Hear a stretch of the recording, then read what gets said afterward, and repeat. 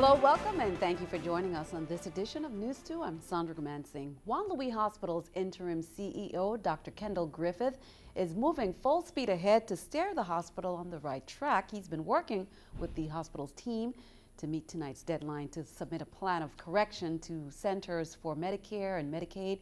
But he took some time to speak with News 2's Erica Parsons about his goals for the hospital. Dr. Kendall Griffith hasn't had time to adjust to his new role as interim CEO for Juan Luis Hospital.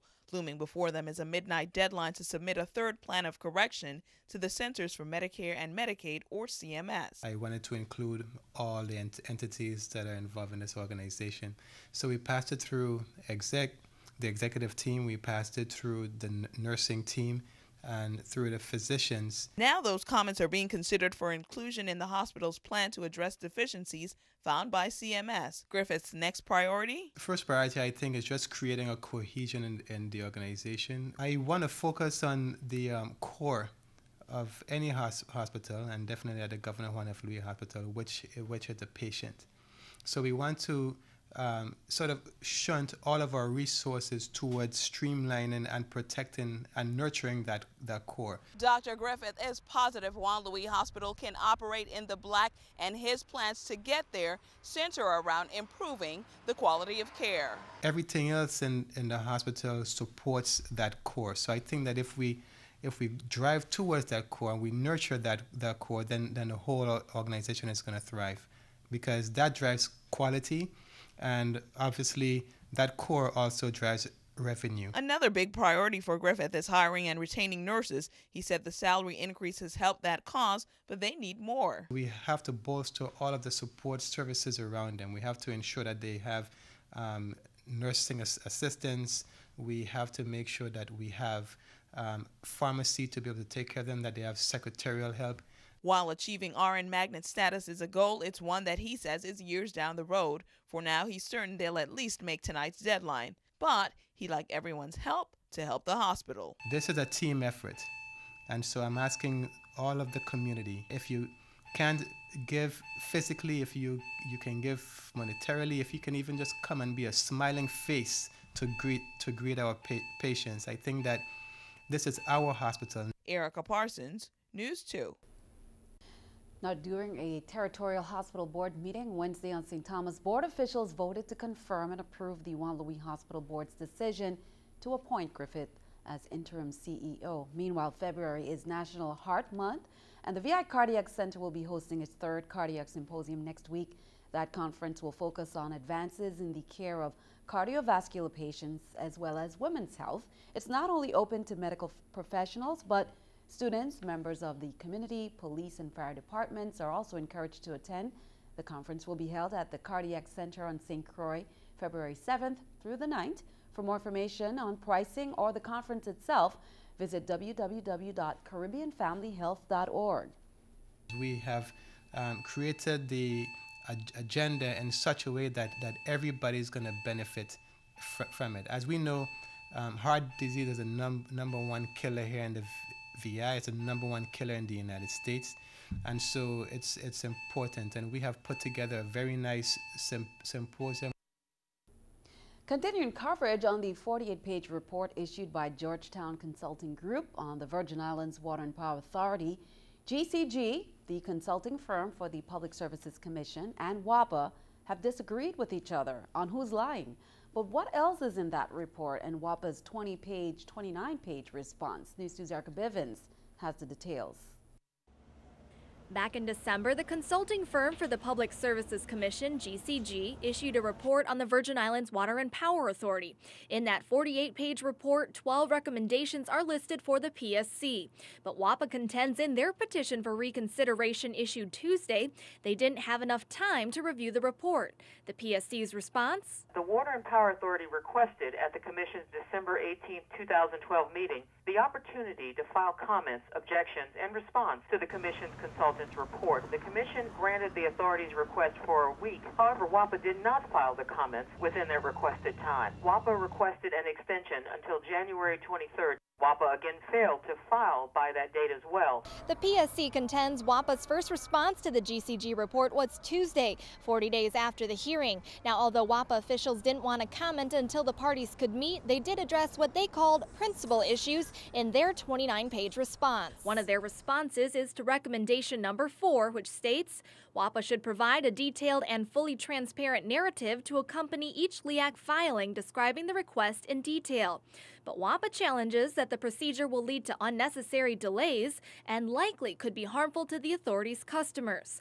They also say the commission has not clearly delineated all the minimum filing requirements, which begs the question, what did WAPA have to file to the PSC when requesting a LEAC change? According to WAPA's website, it states the utility presents the PSC with all related data and that PSC members scrutinize the filing. No details on what related data entails or who in the PSC is qualified enough to scrutinize the filing. For News 2, I'm Erica Bivens.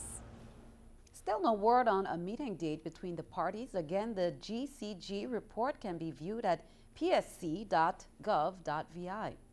Well, a visitor exit survey is now being conducted in the territory to study tourists who visit the Virgin Islands by air and sea. The survey, which is being organized by the VI Bureau of Economic Research, was commissioned by Governor John DeYoung Jr. and officially began on Sunday, January 20th. The Regional Economic Research Group was hired to conduct the surveys and is expected to formulate 6 survey instruments to obtain and record data from tourists. The survey's purpose is to determine what decision-making factors tourists consider when visiting the Virgin Islands. The survey is expected to be completed by April 2013. Well, this weekend, Governor and First Lady DeYoung joined the St. Peter and Paul Cathedral and Catholic community in honoring Cardinal Sean Patrick O'Malley for receiving this year's 4th annual Keys and Sword Award. The event this year took place at the Marriott Frenchman's Reef on St. Thomas. The Keys and Sword Award is given annually to recognize extraordinary commitment and selfless dedication in serving others. Cardinal O'Malley currently is the Archbishop of Boston, serves on the Board of Trustees for the Catholic University of America, and was a former bishop of St. Thomas. Congratulations to Cardinal O'Malley. Well, if you saw flashing lights in several local and federal agencies on the airport runway Thursday, it was just a drill. The Cyril Lee King Airport held its triannual Airport Emergency Plan exercise from 10 a.m. until noon. The exercise tests interagency communication, responsibility, resource, and response in the event of a major aircraft disaster. The VI Port Authority is required to conduct a full-scale exercise like this every 36 calendar months. Officers on St. Thomas are investigating the death of a pedestrian who was struck by a vehicle on January 30th on the Emile Francis Drive near the Texaco gas station. Police say that 67-year-old Menias Placeman was crossing from the north side of the street towards the south side when a male driver in a vehicle heading west collided with him. Emergency medical technicians said the victim showed no signs of life at the scene. Investigations are still ongoing and no charges have yet been filed against the driver. Well, in this week's Crime Stoppers report, police on St. Croix say 19-year-old Musa Raji Shamoj was reported missing by his family on April 9, 2011. He was last seen by family members on April 6. Mr. Shamoj is of Middle Eastern descent. He is 5'11", has short black hair, sideburns, a beard, and hazel eyes. He was last seen in the area of Consumers Gas Station. And as we reported over on St. John on Thursday, October 13, 2011, the family of 21-year-old Sierra Samantha James filed a missing persons report on her disappearance. Lab results have now confirmed that the skeletal remains recently found on St. John belong to Miss James. If you know how she died, please call Crime Stoppers. Over on St. Thomas on Sunday, January 20th at 10 a.m., police received calls of shots fired in the area of Hospital Ground. They found 24-year-old Lucas Reed Jr. in a blue Honda Civic with multiple gunshot wounds to his body and unresponsive. Submit your information on these or any other crimes by calling 1-800-222-TIBS. Turning our attention stateside, Atlanta police were at the scene of a shooting at Price Middle School in southeast Atlanta, where at least 2 people have been shot and 1 person is in custody. At least 1 person was taken to the hospital. A spokesman with Atlanta Fire Rescue Department confirmed that a 14-year-old student had been shot in the head. and was taken to Grady Memorial Hospital in downtown Atlanta. The second victim, a teacher, was treated at the scene for minor injuries. That teacher was not taken to the hospital. Police did not release further details into what led up to the shooting. Chuck Hagel faced hours of sharp questions from former colleagues at his Senate confirmation hearing. President Obama's choice to lead the Department of Defense worked to explain past policy positions on Israel, Iran, and Iraq. Danielle Nottingham has the story from Capitol Hill. I thank you, Mr. Chairman. Senator John McCain grilled Chuck Hagel, President Obama's defense secretary nominee, about his opposition to the troop surge in Iraq. And your refusal to answer whether you were right or wrong about it is going to have an impact on my judgment as to whether to vote for your confirmation or not. Some Republicans are already on the record that they won't support Hagel. He tried to address their concerns. I'm on the record many times in speeches and on the floor of the Senate, in the book I wrote in 2008, saying that Iran is a state sponsor of terrorism. Hagel served as a senator from Nebraska for 12 years. During that time, he made controversial remarks about Israel that are still under scrutiny. So give me an example of where we've been intimidated by the Israeli Jewish lobby to do something dumb regarding the Mideast, Israel, or anywhere else. Well, I can't give you an example. Thank you. Do you agree with me? You shouldn't have said something like that? Yes, I do. If confirmed, Hagel would become the first enlisted man and first Vietnam veteran to lead the Pentagon. I saw it from the bottom. I saw what happens. I saw the consequences and the suffering and the horror of war. Former chairman of the Senate Armed Services Committee, Sam Nunn, strongly supports Hagel's nomination. He comes from the Republican side, but he's got a lot of admirers on the Democratic side of the aisle. I think he knows defense. He was a war hero. If confirmed, Hagel will be the only Republican in President Obama's cabinet. Danielle Nottingham, News 2. And keeping our eye on the economy, the number of Americans applying for unemployment benefits jumped last week by 38,000. Claims are sometimes volatile in January after the end of the holiday season. According to the Labor Department, analysts say overall applications for unemployment benefits are at levels that signal modest hiring. We'll get a broader picture of the job market tomorrow when the government releases its monthly unemployment report. This is the New York Stock Exchange, the Scotiabank Stock Market Watch. Everything down, the Dow 49, NASDAQ 0.18, S&P 3. Coming up on News 2, ladies, make sure you search deep in your closet for the color red. Red is the color of the day on Friday. We'll remind you why. Plus, think it's time to make that move a power move? How to transition from employee to employer. Professor Devin Robinson shares some insights from his new book. We read between the lines next.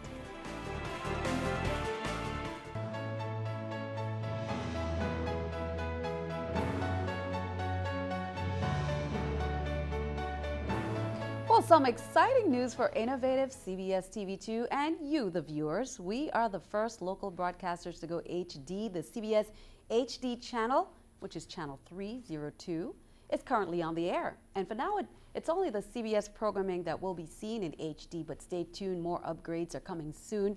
It's also just in time for Super Bowl fans. All innovative cable TV subscribers with an HD converter will be able to watch Super Bowl in HD. Again, that's channel 302. The CBS HD channel is on the air. Visiting martial artists who will be a part of a celebration for the Sun Tzu Dojo this week visited the Rotary Club of St. Croix to share their experiences with martial arts. The visit took part at the club's weekly luncheon meeting and gave Rotarians a chance to learn more about the art. This week for Sun Tzu Dojo is a martial arts celebration week, and it's something we do once a year. We bring in off-island instructors, come and give special seminars, sessions, and so forth. And today those visiting martial artists, Shisho D and Sensei Paul Rimmer, came in and told us a little bit about themselves, a little bit about their arts, why they're here, how much fun they're enjoying themselves here. It was nice to see the community here as well and be invited into that. I know they're doing good work in the community. It was great. It was a great group of people. Enjoyed talking here immensely. I was well received, and I think my message reinforced the beliefs and concepts that they have here. Are you an aspiring business mind with an interest in wanting to start your own company?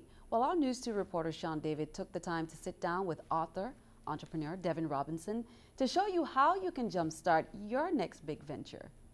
In a time when the nation has seen its unemployment rate plummet significantly, many people have been forced to become more innovative than they've ever been. Some people find themselves working in an undesirable profession.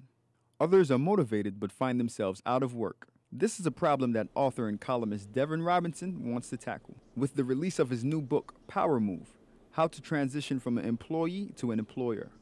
In his new piece, Robinson aims to fuel aspiring business minds with the knowledge to become successful entrepreneurs. There's so many good, hard-working entrepreneurs that are actually stuck on jobs because when they try to transition, they run into obstacles and unforeseen circumstances that make them retreat back to the corporation or back to the workplace. In Power Moves, Robinson took the time to outline the steps, expectations, and habits that every aspiring entrepreneur should have if they want to thrive in the business market. A lot of people tend to shy away from entrepreneurship thinking they don't have what it takes to be an employer, this, that, and the third. But you know, the book doesn't just focus on just being an entrepreneurship. It really, to me, I agree. Everyone can't be an owner, an employer, but everyone can be an owner. Everybody can own something. Robinson also stressed that the book is not limited to those that want to run a big business, but also for those that want to take advantage of their trades and skills on a smaller scale. The book really exploits ideas for your talents. I don't care where you are, where you're located. When you really start to extract the teachings of the book and some of the talents that you can apply that anywhere. I mean, business is just two different categories. It's either goods or services. So here is when you talk about tourism, that's largely service. This is largely service industry, hospitality, transportation, all this stuff built around tourism.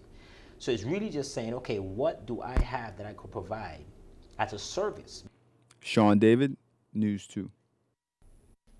Power Move: How to Transition from Employee to Employer can be found at Dockside Bookstore. Robinson will be conducting a book signing there on Saturday between the hours of 1 to 2 p.m. The University of the Virgin Islands is gearing up for their 3rd annual Man Up Conference to reach out to young men in the territory.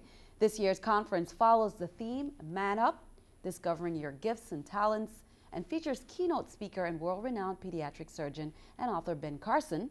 The conference takes place on February 4th at the Sports and Fitness Center on St. Thomas, and then February 5th on the Albert Sheen campus on St. Croix.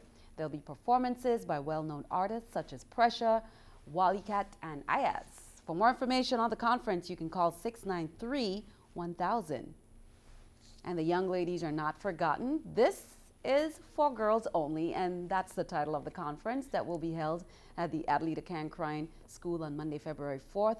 A conference about self-esteem building, etiquette, and preparing the girls for success in the academic and professional arenas.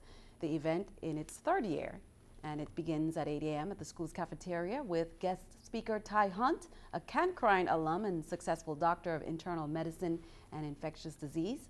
There will be breakout sessions following, and that's from 9 a.m. to 12. Now it's time for the ladies. Time to go through your closets for crimson, scarlet, or apple red attire to wear on Friday in support of the American Heart Association's annual Go Red for Women campaign. It's National Wear Red Day, now in its 10th year, aimed at raising awareness of the heart disease, the leading killer of women. African American women are at increased risk due to factors such as high blood pressure, high cholesterol, obesity, and diabetes. The Rho Omicron chapter of Alpha Kappa Alpha sorority, UVI, will be gathering at the Red Hook Terminal from 5 to 6 p.m. on Friday to distribute informational brochures. Now, this Friday will also be the first Friday of February, and residents can look forward to another First Friday Business Expo, and this is happening at Core World. This month's event will support the Smith Bay Community Action Foundation. A few of the business owners stopped by to share their thoughts on the upcoming event. I must say that we are very much happy that the 1855 VIE apps decided to be a sponsorship for the Smith Bay Community Action Foundation. We're excited about First Friday. This is going to be a great opportunity for businesses to come together and really promote one another and promote St. Thomas. Very excited to be a part of yet another successful First Friday We are among many small businesses that really encourage and appreciate the support of our fellow businesses. We want all the residents to come out, come to Coral World. This is a free opportunity to come into Coral World. If you haven't been to Coral World, come on out. There's going to be free food. GERS is going to be there. WAPA is going to be there. We've got tons of new businesses, small and large businesses. It's going to be great. Stick around, your News 2 AccuWeather forecast is coming up next.